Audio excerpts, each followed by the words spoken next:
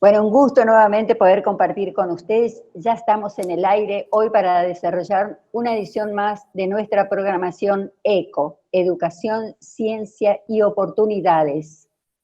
Nuestro eslogan, como siempre, es Sembrando con Ciencia. Hoy, como siempre, vamos a tener invitados especiales. En este caso ya lo voy a ir mencionando, lo vamos a tener presente, ya está presente con nosotros, mejor dicho, el doctor Daniel Manrique Castaño.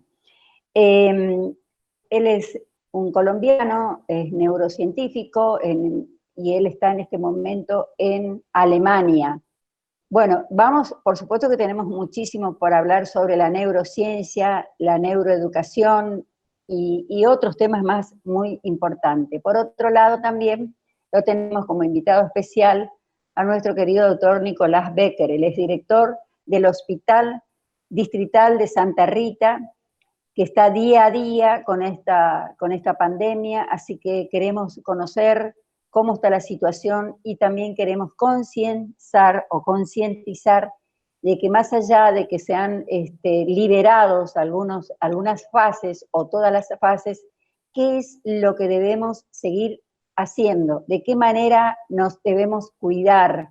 Porque la gente ya se está relajando y puede venir una segunda ola, y por qué en una tercera si es que no tomamos conciencia de lo importante que es cuidarnos. Así que le damos la bienvenida a él también. Y por otro lado, como siempre está presente con nosotros Luisito Ayala, él es nuestro productor y colaborador en esta programación.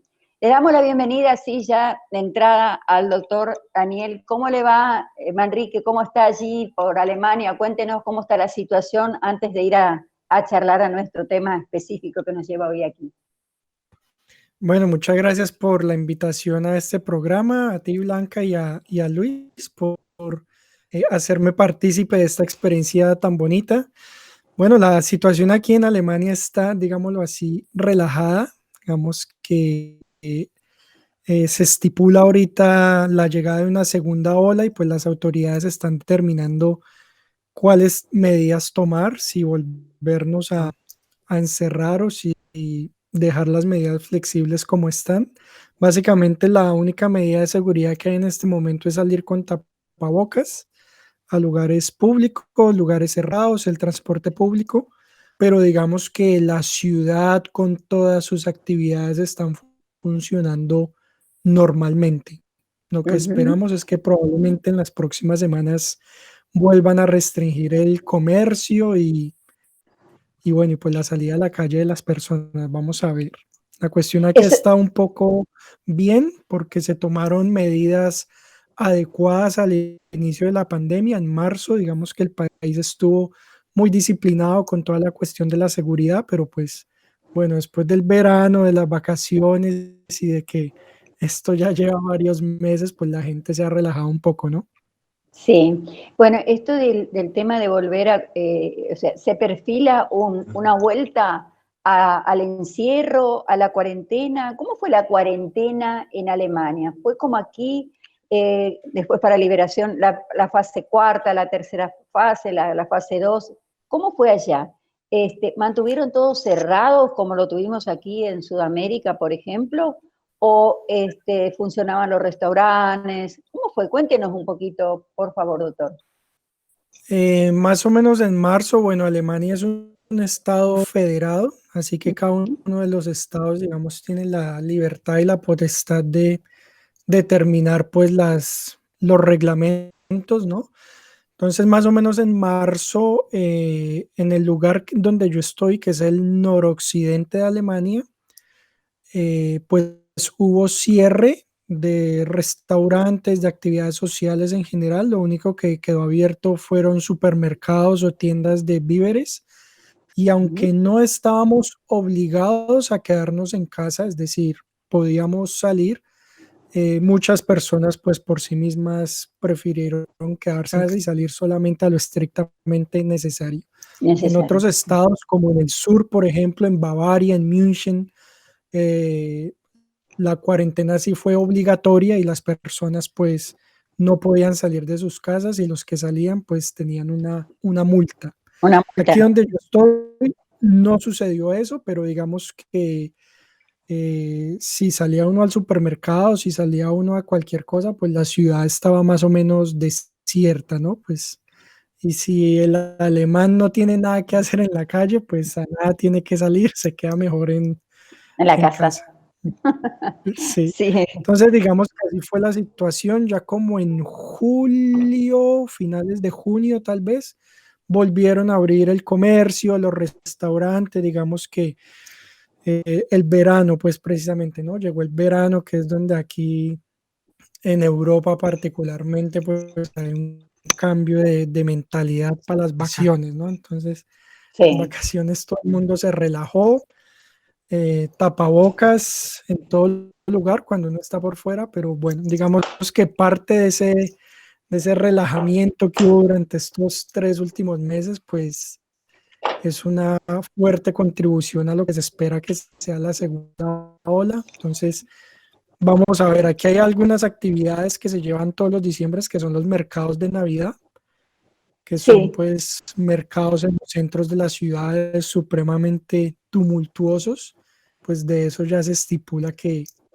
no va a haber. Que se por- suspende, ¿no? por la situación. Sí, eso es lo que se espera y no sería lógico que el gobierno pues autorizara esos mercados navideños en donde la afluencia de gente es que a uno hasta le Es da pereza muchísimo. meterse allá con todo ese gentío, Sí, pero, bueno, pero bueno, hoy sí, me eso es lo reclamaron, que se prevé, vamos a ver.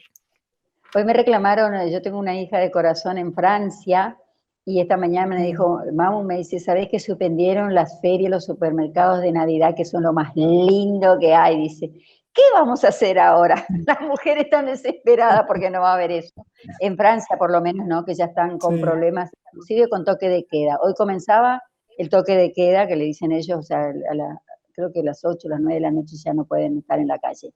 Así que bueno, las cosas mm. están así. Y bueno, y lo vamos, si me permite, vamos a darle la bienvenida también al doctor Nicolás Becker y que nos comente un poquito cómo está nuestra región, doctor. ¿Qué tal? ¿Cómo le va? Gracias por estar allí. Muy buenas tardes, Blanca, también al colega doctor Daniel Manríquez. Buenas noches para usted, un gusto compartir con usted. También a Luis Ayala y estamos también a las órdenes. Y es bueno siempre escuchar también los comentarios, los sucesos, la experiencia de otros países mucho más desarrollados que el nuestro para poder seguir aprendiendo, porque le comento rapidito, con un resumen, nosotros aquí en Paraguay, doctor, estamos a más de 7 meses del inicio de la pandemia. Inició a inicio del año, pero aquí en Paraguay nosotros tuvimos nuestro primer caso en marzo, en el mes de marzo. Fue un paciente que vino de Ecuador y ahí nosotros iniciamos con el primer caso, con las dudas, con el miedo, la psicosis. Ahí iniciaba la psicosis que hasta hoy en día está instaurada, pero gracias también al trabajo que se ha realizado a través del Ministerio de Salud, todo para nosotros como para el mundo era nuevo, pero con una ventaja para nosotros que ya nuestros vecinos ya tenían desde el principio del año, también en Europa ya habían iniciado los casos, estábamos aprendiendo también de ustedes. Entonces, al tener este primer caso, yo ya, como dije, mencioné, tuvimos la psicosis y el gobierno tuvo la magnífica idea, un plan de cuarentena, una cuarentena temprana. A muchos no le pareció correcto. Esta cuarentena fue bien aplicada, fue muy intensa aquí en Paraguay. Fue una cuarentena total, luego del primer paciente. Y esta cuarentena a lo largo de estos más de 7 meses tuvo sus puntos positivos y también negativos. De positivos, ¿por qué? Porque nosotros, después que iniciamos, veíamos y empezamos también a ver las investigaciones, los centros de investigaciones, que estaba calculado más o menos que para Paraguay tendríamos un pico en invierno, como le llamamos aquí, el primer pico de más o menos 8.000 muertos a 15.000 muertos está calculado. Entonces, eso medio que aumentó la psicosis, asustó mucho. No estábamos preparados, el sistema sanitario lastimosa no estaba preparado en ese momento. Es por eso que se tomó muy en serio la cuarentena y aislarle a los pacientes concienciarle y explicarle que era el tiempo esencial para que la salud pública, el sistema público de salud de nuestro país se pueda poner a la altura de lo que iba a ser esta pandemia. Entonces conseguimos con esta cuarentena obligatoria, intensa y temprana de poder patear ese pico para adelante. Pasamos relativamente bien el invierno. A 7 meses que vamos, estamos aproximadamente hasta el día de la fecha con 1.250 fallecidos por el COVID y complicaciones lastimosamente. Y tenemos también los totales en nuestro país, total de COVID que se han realizado las muestras, más de 56.819 hasta ayer, que fue el informe oficial del país.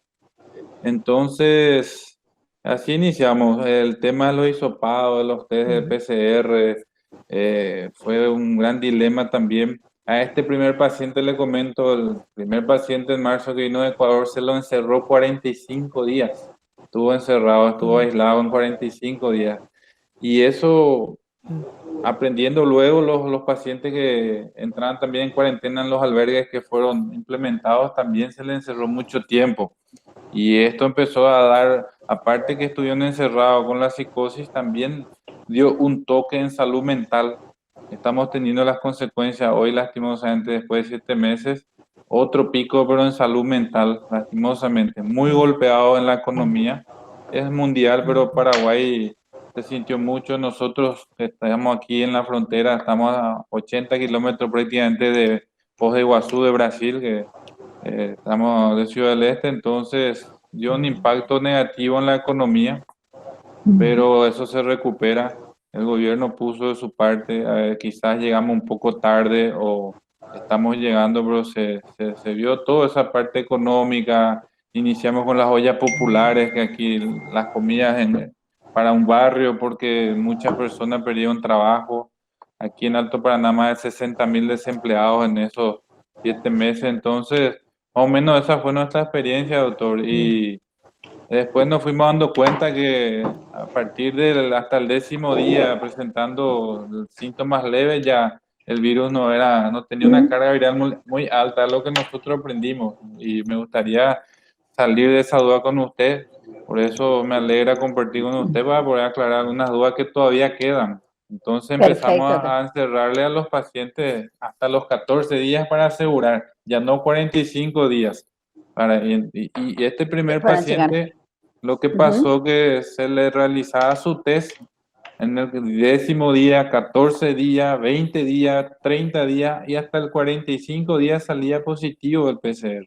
Pero la carga viral ya no era alta como para seguir contagiando. Entonces fuimos aprendiendo en prácticamente más de 7 meses y el sistema sanitario no está al 100%, pero ya está a la altura para poder sostener esto, ¿verdad? Eso a nivel país.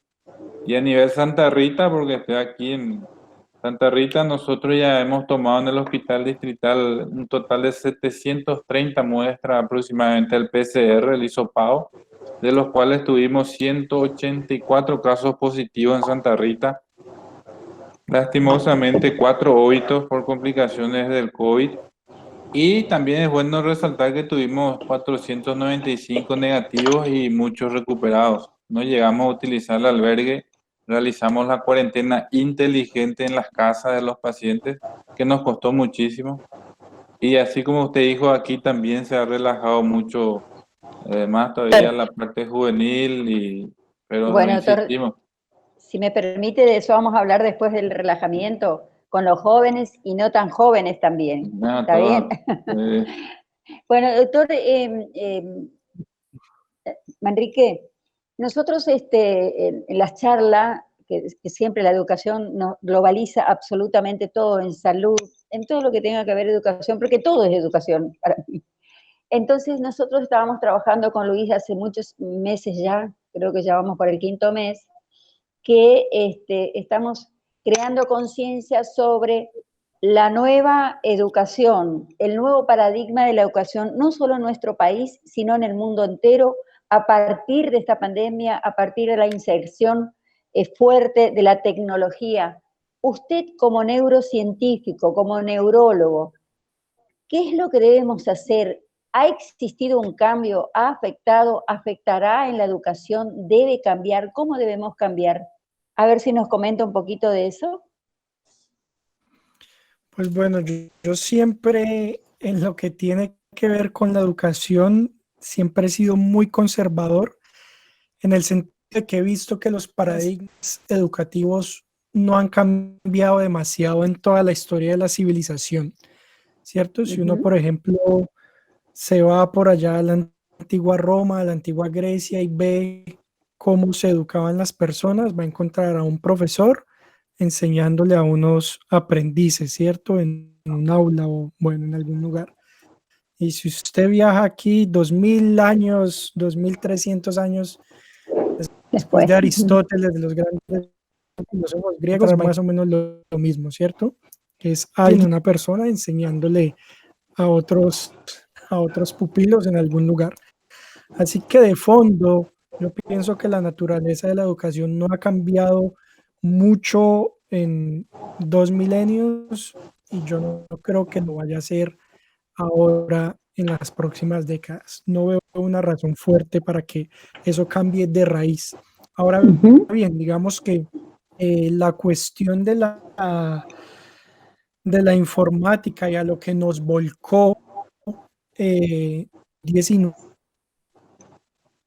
que fue básicamente hacia la educación en línea o la educación presencial, digamos que eso sí puede generar diversos cambios en la forma en cómo se podrían educar las personas. Uno puede ver, por ejemplo, desde hace una década más o menos, cuando nació esta plataforma Coursera o algunas plataformas similares, en donde las personas empezaron a tomar cursos, empezaron a interesar por un tipo de educación virtual no, digamos, no reglamentada, donde la persona puede ir a su propio ritmo, puede ir a aprender los temas que le gustan, y eso se disparó de un momento a otro. Coursera empezó como una plataforma que agrupaba a unas miles de personas, y ahorita es una plataforma que agrupa millones de personas y además plataformas se han multiplicado, ¿no? Las unidades siempre fueron muy renuentes a cambiar el estilo de clases presenciales, y si uno se pone a ver anteriormente, pues la educación virtual en las universidades, porque a veces lo hay veces los estudiantes pueden tomar cursos virtuales, sin embargo era algo que no estaba completamente extendido, pero debido a que la pandemia del COVID-19 obligó a las universidades a poner todo su planteamiento, por decirlo de alguna forma, en la red, eso digamos que cambió completamente la concepción que antes se tenía de lo que es la educación virtual, ¿no? En la naturaleza sigue siendo lo mismo, sigue siendo un profesor enseñando personas a otras, pero yo creo que el COVID-19 puede marcar de manera radical la forma en cómo las personas se podrían educar en el futuro. Ya empieza uno a ver que empiezan a sacar, por ejemplo, programas de bachelor por internet, programas de maestría por internet.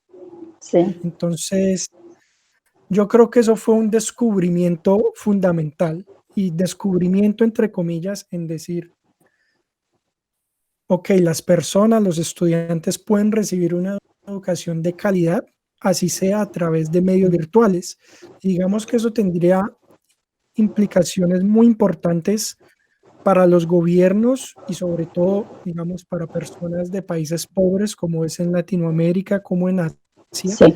que son personas que en muchas circunstancias no tienen acceso a la educación formal, ya sea porque no tienen el dinero para pagarlo cuando se requiere, ya sea porque no tienen los medios para movilizarse hasta una escuela, hasta una universidad, o ya sea porque, digamos, en este caso no tienen medios como el Internet, ¿no? Pero lo que yo sí creo es que en las próximas décadas el acceso a Internet va a estar disponible en muchos lugares del mundo, y hay una pelea pues que los astrónomos tienen con Elon Musk, porque los satélites de Elon Musk que planean dar internet a todos los lugares del mundo no le dejan ver bien a los astrónomos Sí, las las galaxias, investigaciones de las observaciones. galaxias, ¿no? Ajá.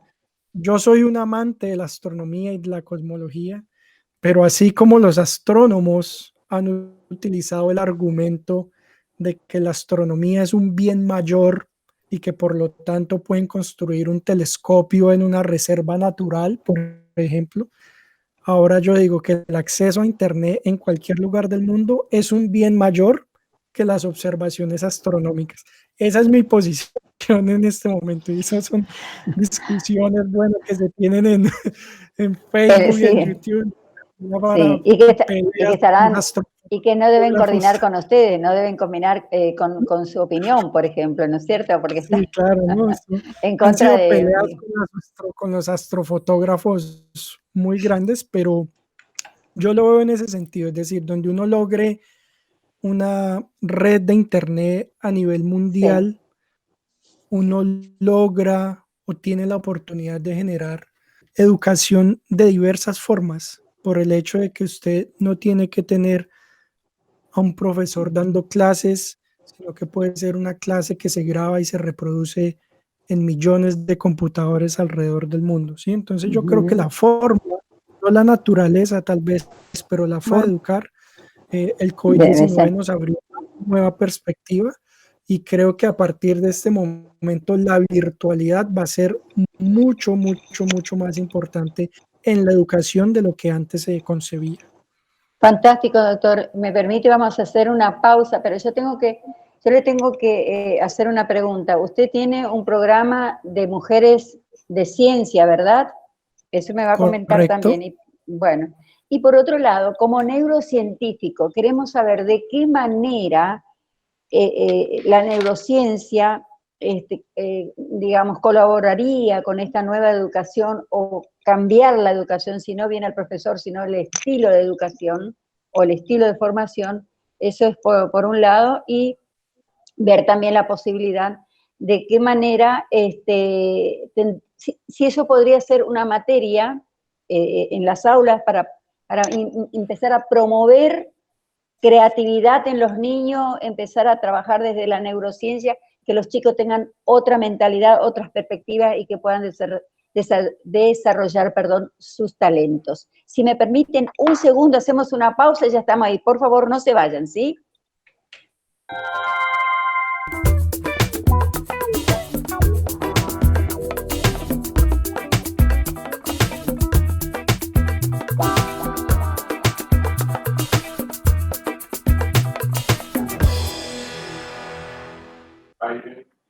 Bueno, estamos en el aire nuevamente después de nuestra pausa comercial y la pregunta que le hicimos al doctor Daniel, ¿dije bien el nombre? Sí, Daniel, la semana pasada tuvimos otro Daniel y David también. Daniel Márquez, estamos hablando de la neurociencia, del nuevo paradigma de la educación, pero lo importante, hoy por hoy, los neurocientíficos apuntan mucho sobre el estilo de educación que se debe implementar a los niños para que realmente estos chicos no crezcamos como nuestros padres nos han enseñado y no salimos de ese formato, ¿no? Sino para promover quizás los nuevos talentos del futuro y, por qué no, del presente. Entonces, desde ese punto de vista, doctor, ¿de qué manera la neurociencia puede aportar a la educación? Pienso que una de las formas más importantes en que lo pueda hacer es precisamente reformulando esos antiguos paradigmas de enseñanza y aprendizaje que todavía están bastante arraigados en la sociedad moderna, ¿no?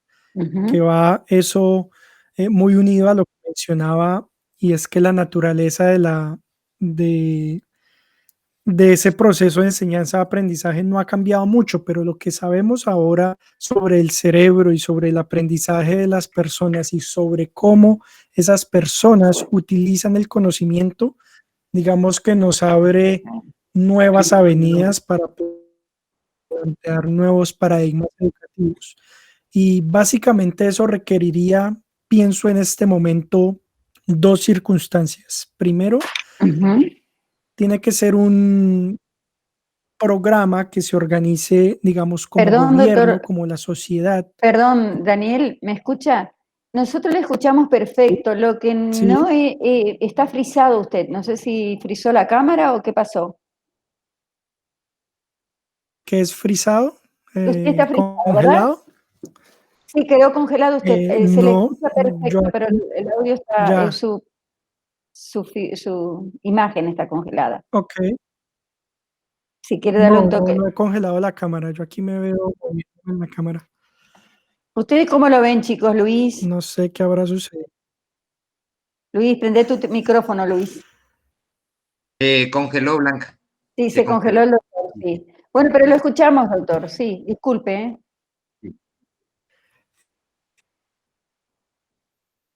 Hola, hola, hola. Bueno, vamos mientras él se actualiza o se engancha nuevamente con el internet. Doctor Becker, más allá de todos los problemas que estamos pasando y que hoy vemos aquí en Santa Rita y en la región, porque vienen chicos de otras partes Segundo, también, creo que ¿usted no cree volví, que deberíamos... Volviste. Sí. Ya le estaba volví, haciendo una entonces entrevista, ya primero, le estaba haciendo una... pero tiene que ser Perdón. una cuestión gubernamental desde los estados mismos que se cambien los modelos educativos. Y segundo, que Ajá, quienes enseñen, los profesores, las escuelas, estén dispuestos a cambiar ese chip. Digamos, sí. ¿cuál es el gran chip que uno podría cambiar allí? Si uno mira el modelo educativo, al estudiante por lo general se le evalúa a través de un examen, ¿no? Y un examen, Ujú, que es lo que implica, es básicamente recordar. Si uno va a algo, por ejemplo, que se llama la pirámide de Bloom, que más o menos indica o hace una estimación de cómo el ser humano utiliza el conocimiento, el recordar está en el fondo de la pirámide, ¿cierto? Y digamos, la mayor actividad que uno puede hacer con el conocimiento estaría en el crear, que es ujú. algo que antes de irnos al corte, pues usted mencionó de cómo impulsar la creatividad. La Bueno, creatividad. digamos que la creatividad tiene un aspecto especial porque es precisamente la punta en la pirámide de cómo una persona puede utilizar la información y puede utilizar el conocimiento. Por supuesto, eso va por unos niveles que implica el aplicar, que implica el analizar, ¿cierto? Pero lo que tenemos en este momento en el modelo educativo es que estamos sobre la base, ¿no? Estamos evaluando o estamos, digamos, aproximándonos al estudiante para tratar de entender qué tanto recuerda, ¿cierto? ¿Qué es lo que recuerda? Recuerda esta fecha de la independencia, recuerda esta función de esto, recuerda este algoritmo matemático, esta fórmula. Ajá, Entonces, si uno mira sistemas educativos, por ejemplo, como los de Finlandia, que creo que es en este momento el sistema educativo más reconocido a nivel reconocido. mundial, no solamente eh, reconocido por su efectividad, sino también reconocido por su simpleza. ¿Y simpleza en qué sentido? El estudiante finlandés no se va con tareas a la casa para hacer ejercicios de matemáticas, de ciencias, de biología, hasta las 10 de la noche, 12 de la noche y madrugar otra vez a estudiar, ¿cierto?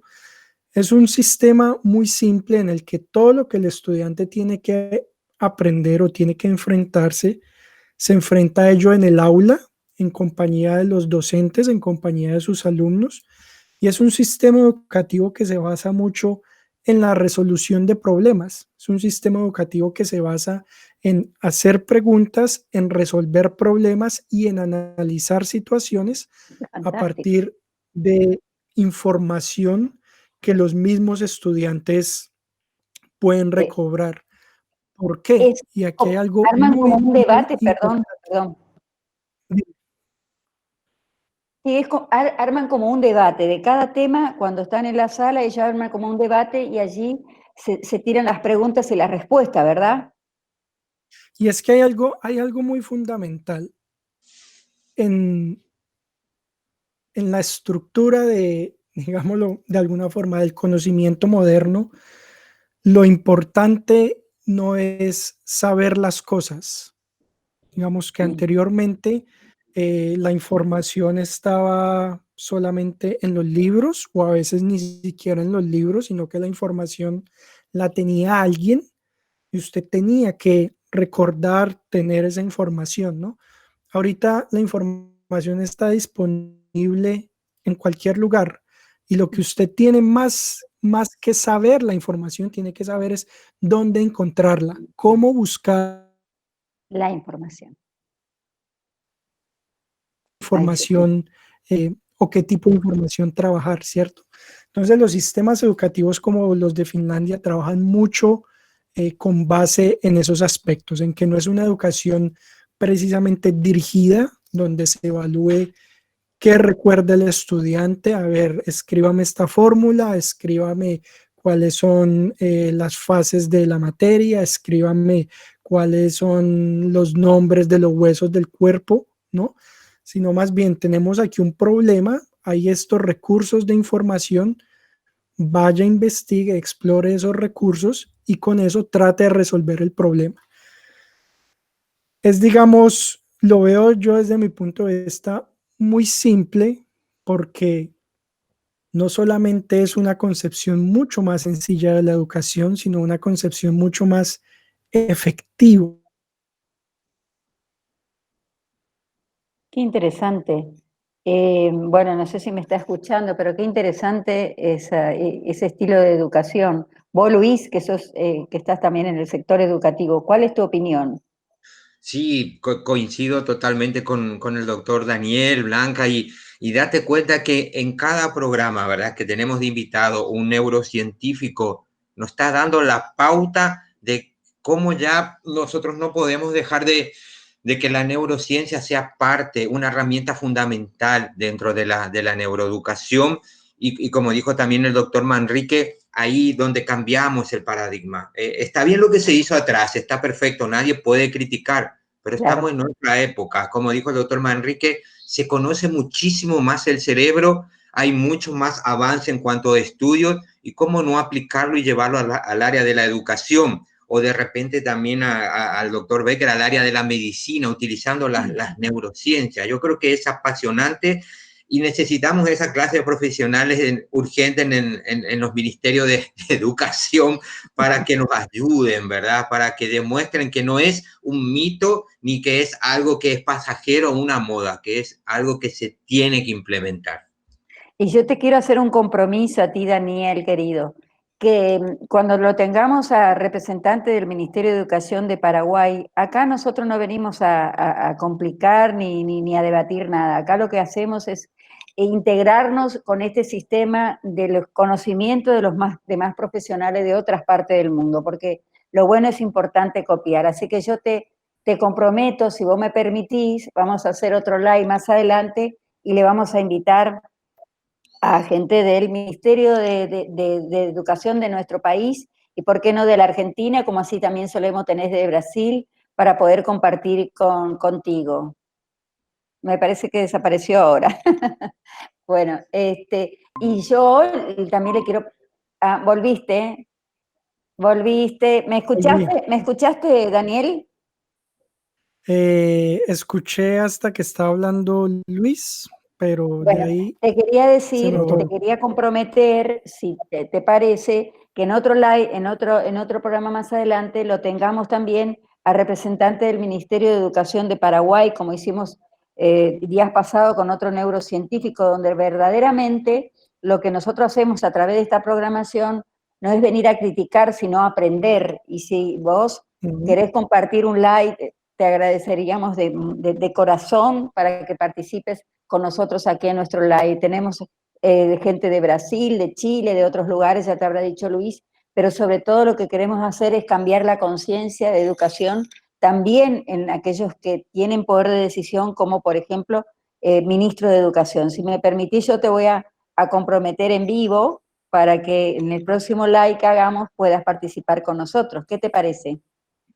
Estaría encantado de poder discutir Bueno, al entonces respecto. le vamos a dar paso también al doctor Becker, más allá de que él está trabajando fuertemente con la pandemia, doctor, contra la pandemia, contra todos estos problemas que tenemos aquí. ¿No cree usted que deberíamos mínimamente tener una aplicación o qué sé yo, un spot publicitario, lo que fuera una campaña a partir de ahora, ya que tanto los chicos están en redes para que realmente nos cuidemos y no nos relajemos o se relajan tanto, sobre todo los jóvenes, para poder ayudar a ustedes, los médicos que están poniendo el hombro de hace muchos meses?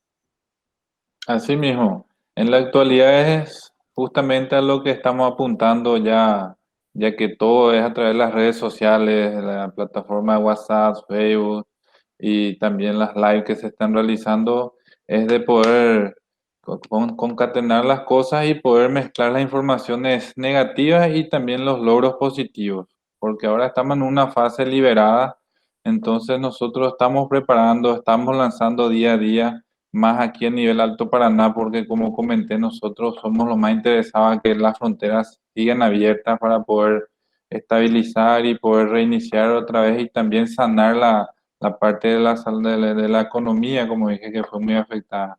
Y estoy concuerdo con eso, lo estamos haciendo, estamos demostrando los números, las pruebas, por la gente se quedó muy incrédula por todo lo que pasó a nivel país, entonces nosotros tenemos de recuperar esa credibilidad de las personas Claro.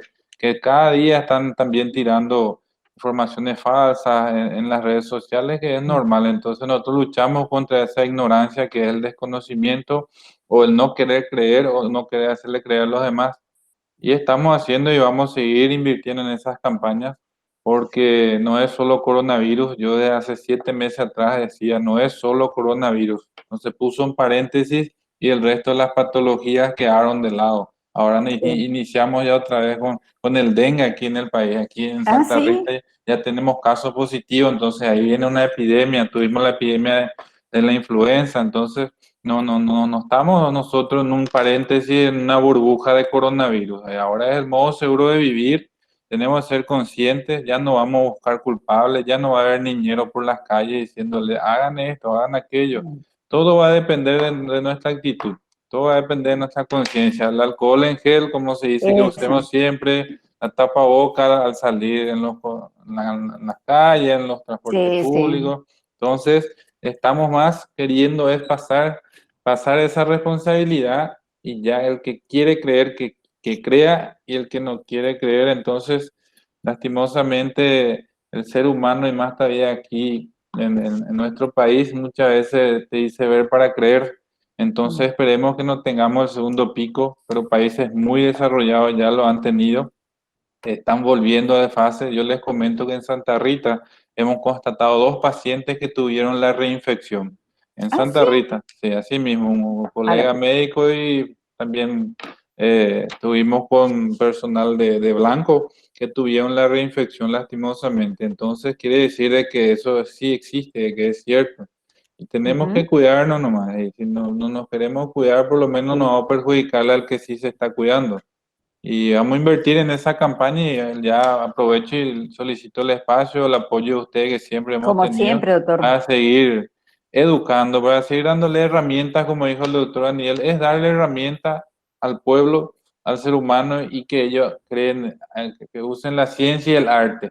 Vamos a darle, mira, esto es la información, esto es lo que tenemos y que cada uno haga su trabajito de Su parte, investigación ¿no es y cierto? su parte, así mismo. Ujú.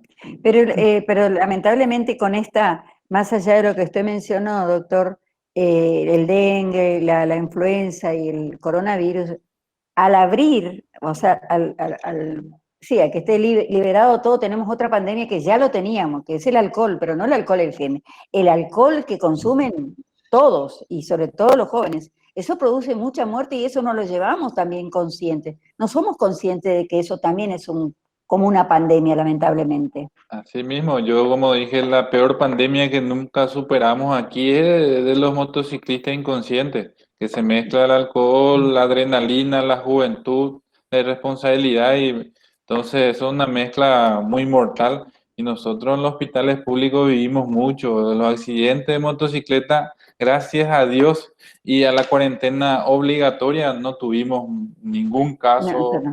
pero ahora volvieron a aumentar muchísimo los accidentes de motocicleta. Eh, yo no le llamo accidente, porque el accidente alguien que alguien no quiere que ocurre, ya sea yendo al trabajo, una distracción. Toma alcohol, Sí, te vas sin casco, usted va sin luz, empezás a hacer tu Willy, sí, no sé cómo le dicen, jugás muy carrera, bien, eso no es accidente, eso es irresponsabilidad, es imprudencia, es suicidio le llamo yo. Es crudo, a totalmente. muchos no les gusta, no tengo nada en contra de los motociclistas los motociclistas que son responsables. Ahora, sí tengo pavor y me causa mucho dolor, mucha tristeza de los que son irresponsables. Y en nuestra ciudad tenemos muchos menores sobre las motocicletas. Entonces, sin casco, sin luz, yo también ya he conversado aquí con las autoridades locales para endurecer los controles. Hemos Ujú. conversado con el fiscal Denis también. Él se comprometió en ayudar al señor intendente, la Policía Nacional y la Policía Municipal para que podamos insistir. No es atacando ni nada, es para educar y concienciar. Educar. Porque la cama de terapia es muy caro para el paciente y normalmente el insolvente es el más inconsciente, es lamentable, es una pandemia que inició nuevamente, ahora tenemos pico de accidentes de motocicleta. Qué increíble, ¿no? Que las camas, en vez de estar ocupadas por otro tipo de cosas, tienen que estar ocupadas por accidentes. Es así. Y bueno, pero ya que sabemos que Alemania es distinto, ¿cómo es allá? ¿Allá existen muchos motociclistas o motoqueros o motoqueiros? Daniel, ¿cómo es allá? Contanos, queremos conocer también nosotros. Pues aquí Chiquitito y casi después no hay pasamos al motos. otro tema. Esto es como a nivel de chisme, pero después pasamos al sistema. Aquí honestamente, aquí casi no hay motos. Incluso yo molesto con mi esposa diciéndole que yo en Alemania nunca he visto una moto, porque la ciudad donde yo vengo, en Cali, yo creo que la mitad de las personas se transportan en moto. Aquí en Alemania no. Es decir, ver una moto es algo muy Raro. raro. Lo que yo sí tengo que decir es que la cultura alemana, el alemán es muy disciplinado cuando tiene que hacer ejercicios de conducción. Y particularmente una anécdota ocurrió hace un par de semanas que yo incluso la grabé con mi celular porque nunca lo había visto en mi vida. Y Ajá. es que en medio de un trancón había una motociclista Una haciendo mujer. fila pues detrás de los carros, ¿sí? Lo que yo he visto en otros lugares del mundo, en Colombia, es que las motos zigzaguean a través de los Sí. carros y van y para no estar en el trancón, ¿no? Aquí hay un trancón y la regla es que usted no puede zigzaguear, la gente no zigzaguea y el motociclista se aguanta el trancón como se le aguantan todos los otros carros.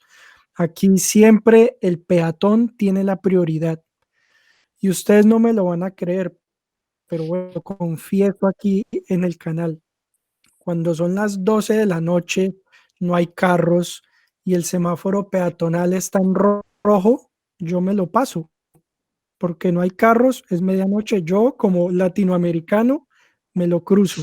Un alemán no, un alemán se Por queda decreto. parado, así no pase ningún carro hasta que el semáforo peatonal pase a verde.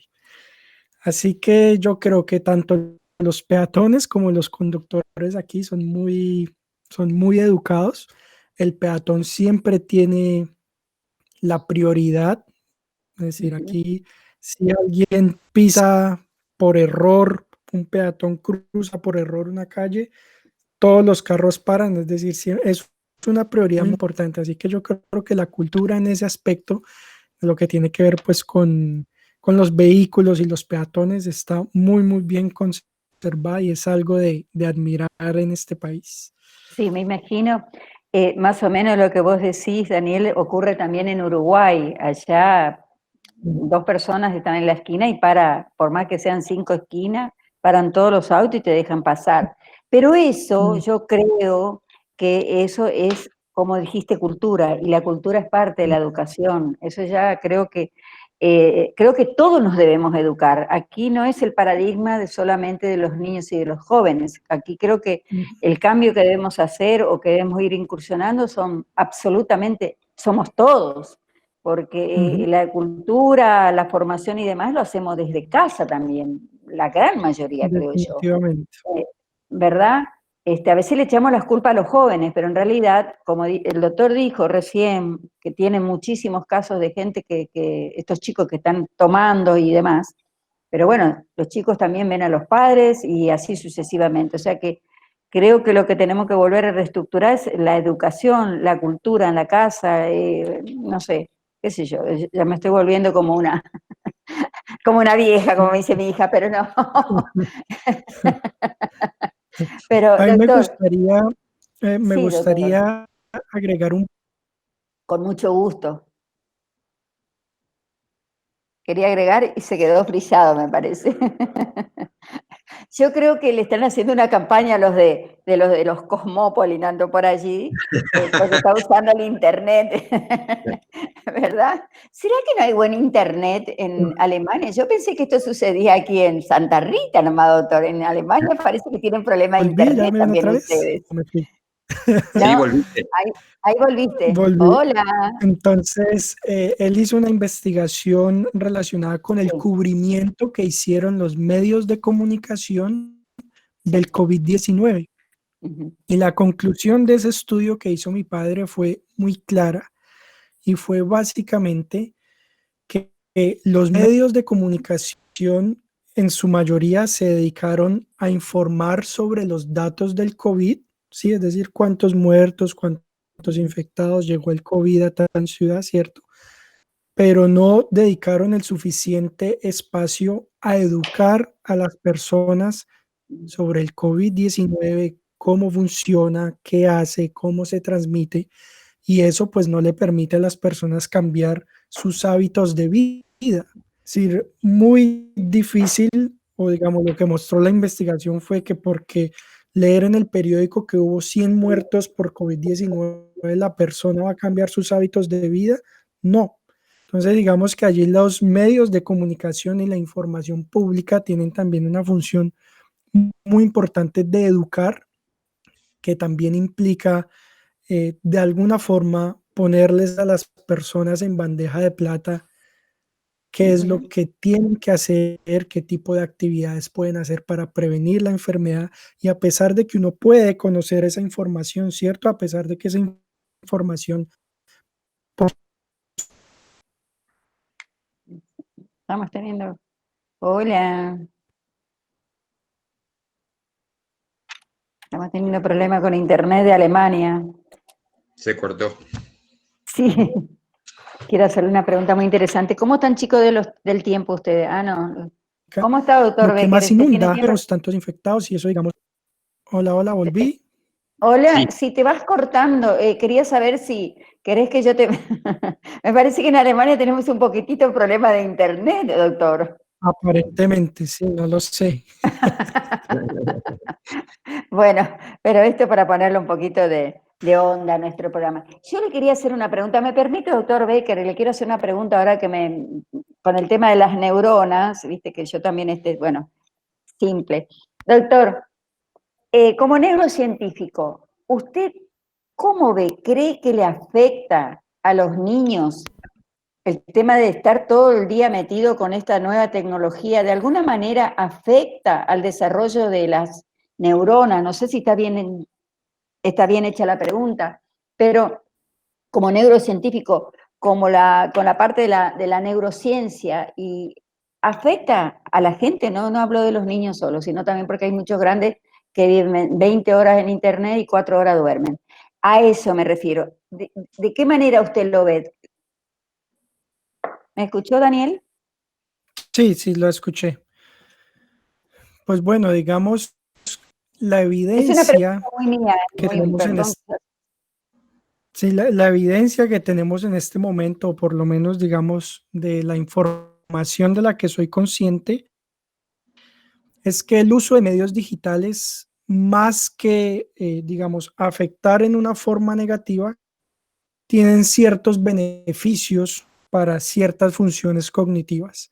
Por supuesto Ajá. que cuando usted lo pone en una situación como estar jugando computador 20 horas y dormir 4, pues bueno, digamos que, que allí no, No sé digamos, lo que esa quise situación decir. no se, Estoy bajando la caña a cierta gente. No, pero doctor, en serio, siempre me hago una pregunta, si despierta quizás para algunos talentos y quizás lo anula en otras cosas. No sé, esa es por eso le digo, una pregunta como sí. lo que yo siento. Ujú. Pues hasta donde yo sé, no hay información que nos permita concluir que los medios digitales o los juegos anulen cierto Ajá. tipo de capacidades cognitivas. Hasta donde estoy consciente, no. Por el contrario. Ay, qué pena que se va el audio. Bueno, vamos a ir cerrando. Doctor Becker, ¿quiere agregar algo? No, nada más también aportar un poquito, comparto lo que dijo el doctor Daniel. El tema esto de utilizar la tecnología con los niños, si se utiliza bien la herramienta no va a haber problema. Lo que sí, como dijo el doctor, ocasiona problemas porque lo utilizamos mal, como en los juegos, en diferentes tipos de juegos, ya hay juegos viciosos, entonces se utiliza mal cualquier tipo de herramienta, va a ser dañino de una u otra forma. Y lo que yo más me di cuenta es que sí afectó a los padres.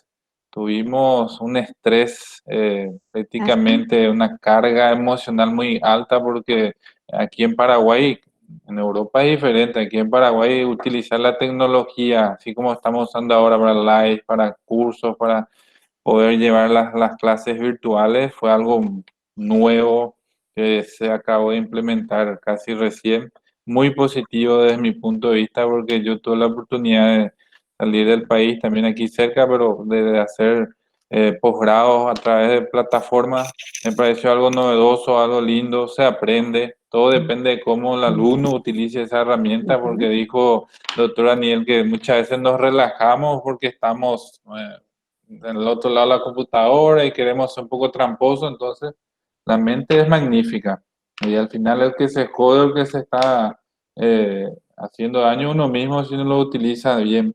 Y también comentarles a ustedes que en la actualidad, inclusive en los puestos de salud, en los hospitales, en los consultorios, el gobierno, el Ministerio de Salud está invirtiendo en la estimulación temprana, los nuevos puestos USF, que son Unidad de la Salud de la Familia aquí de Santa Rita, que se va a inaugurar próximamente, ya va a haber un área especial en la entrada misma, una salita donde vamos a tener ya una persona preparada para poder iniciar la estimulación temprana. Y yo creo que eso es algo positivo, algo que hay que celebrar. Entonces también estamos invirtiendo en eso y Es estamos fantástico. siempre copiando de países mucho más desarrollados y va a tener efectos muy positivos. Fantástico, doctor. Y Daniel, para ir cerrando, acá hay un tema que a mí me interesa como mujer de ciencia. ¿Qué significa, qué involucra y si puedo aportar algo, por lo menos para que me hagan estudios de algunas neuronas que todavía debe haber por aquí? Por mujeres de ciencias, que se entrecortó un poco. Pero sí, mujeres de ciencia. Sí, ¿Tú tienes un sí, grupo, básicamente. trabajas con algún programa, con alguna aplicación? ¿A Sí. qué se refiere cuando decimos mujeres de ciencia? Fue básicamente una pequeña iniciativa que yo inicié a través de mi canal de divulgación en Facebook, que se Sí, llama me Science dice Logs, Science Lock. y fue básicamente para invitar a que mujeres que se dedican a la ciencia nos hablaran como de su experiencia profesional. Por motivos culturales e históricos, las profesiones, y en especial las científicas, siempre han estado muy marcadas por los hombres, ¿no? Se consideró durante muchos años que solamente los hombres podían hacer ciencia. Sí, Incluso existen hoy todavía Daniel, muchos Daniel querido, prejuicios. se cortó, se cortó. Ahora te escucho, Hola, Daniel, ahora te escucho, disculpa, ahora te sí. escucho, sí, sí, mi querido, sí, Entonces, durante mucho tiempo existió el prejuicio de que solamente los hombres podían hacer ciencia, sí, incluso en algunos contextos, no en todos, pero actualmente en algunos contextos todavía hay cierta reticencia hacia, reticencia. hacia las mujeres científicas, ¿no? O como que las personas no creen que una mujer pueda dedicarse a hacer ciencia de la misma manera en que lo haga un hombre. Entonces, básicamente, Mujeres de Ciencia fue una manera de darle voz a mujeres científicas para hacerle conocer a las personas de que las mujeres poseen la También somos capacidad capaces. Ujú. que tienen los hombres para poder hacer cualquier tipo de ciencia y desempeñarse exitosamente profesionalmente en cualquier campo de investigación. Así que he tenido la oportunidad de hablar con mujeres geólogas, con mujeres químicas, con mujeres neurocientíficas, con mujeres ingenieras. Entonces la idea es pues visibilizar el trabajo tan importante que se hace también en ciencia por parte de las mujeres. Y fue muy grato conocer este año que el premio Nobel en química, por Sí, ejemplo, se le dio a dos mujeres. El premio los- Nobel en física también estuvo una mujer presente. Yo creo que esos son reconocer el trabajo tan importante que hace la mujer en estos aspectos es un paso fundamental que se debe dar en la cultura científica. perfecto. Bueno, doctor, yo, como le dije, que tengo un programa de mujeres y hay muchísimas médicas también allí. Le voy a comprometer con el tema del programa de mujer. ¿Qué le parece? Y congregamos a mujeres profesionales para que lo sigan en este emprendimiento que usted tiene, que es Mujeres de Ciencia.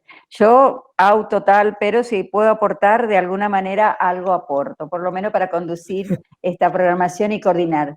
Yo quiero agradecer, lamentablemente no, también tenemos una hora de tiempo para los trabajos y les voy a comprometer también al doctor Becker. Vamos a hacer un live aquí con nuestra gente para poder, y desde ya el canal está abierto para poder apoyar en este tema de educación, de concientización o de concienciación, doctor Becker, para nuestra gente que realmente necesitamos. Creo que ahora que la gente no le perdió el miedo es cuando más debemos invertir para que nos cuidemos, porque si no la cosa va a estar complicada, ¿no es cierto?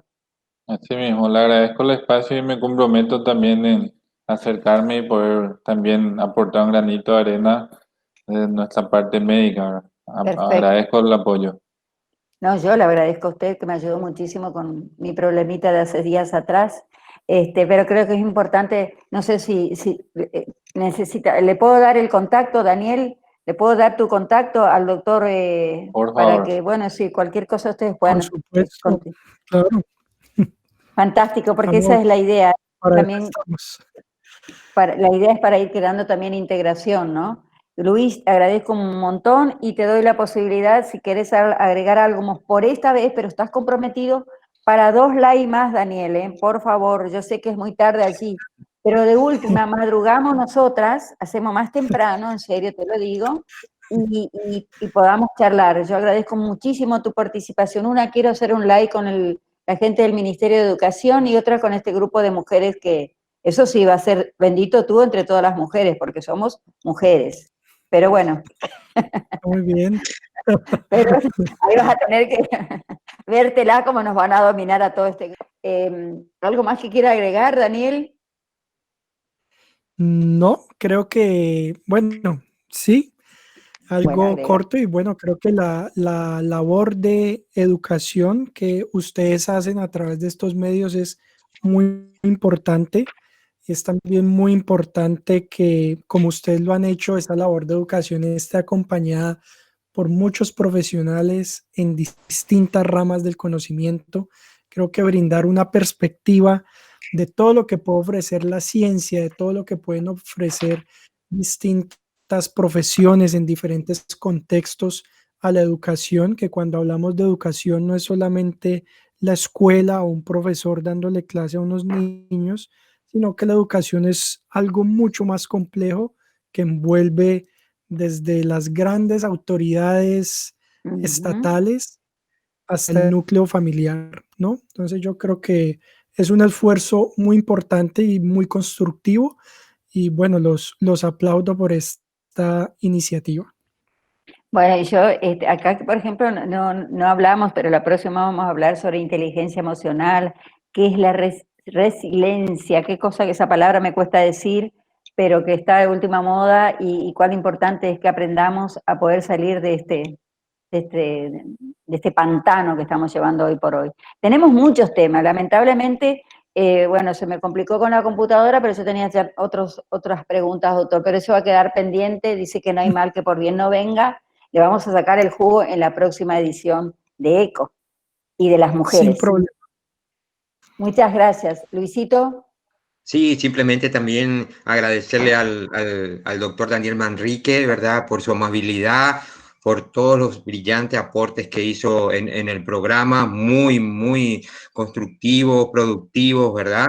Y lo mismo al doctor Becker. Yo siempre digo, sintetizando un chiquitito, hablamos mucho del alcohol, hablamos mucho de los problemas jóvenes, pero vemos una persona joven, brillante como el doctor Becker, y vemos que todo no está perdido. Así que necesitamos más doctores Daniel Manrique y más doctores Becker y para cambiar nuestro querido país, ¿verdad? Así que muchas gracias a los dos por participar.